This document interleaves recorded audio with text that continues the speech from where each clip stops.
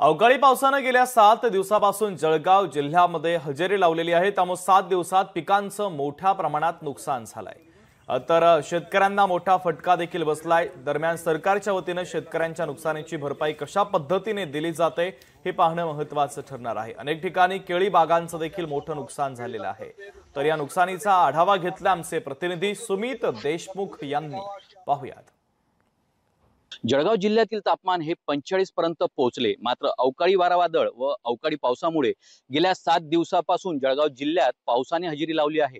त्यामुळे या 7 दिवसांमध्ये शेतकऱ्यांच्या पिकांचे तब्बल 7200 हेक्टर एवढं मोठ्या प्रमाणात नुकसान झाले असल्याने शेतकऱ्यांना याचा मोठा फटका बसला आहे। या संदर्भात लोकशाही मराठीच्या माध्यमातून वीकेंड स्पॉटलाइट ला देखील चर्चा झाली। या चर्चेत राजू शेट्टी असतील, अजित नवले, बच्चू कडू, कृषी मंत्री माणिकराव कोकाटे यांच्याशी देखील चर्चा झाली असून आपल्या 21 जिल्ह्यातील 86 तालुक्यांमध्ये अवकाळी पावसाची परिस्थिती निर्माण झाली आहे।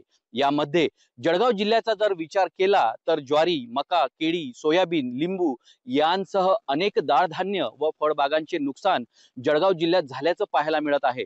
एवढेच नाही तर जळगाव जिल्ह्यातील एरंडोल परिसरामध्ये वीज पडून एका तरुणा शेतकऱ्याला आपला जीव गमवावा लागला आहे। तर 100 पेक्षा अधिक पशुधनाचे नुकसान झाले।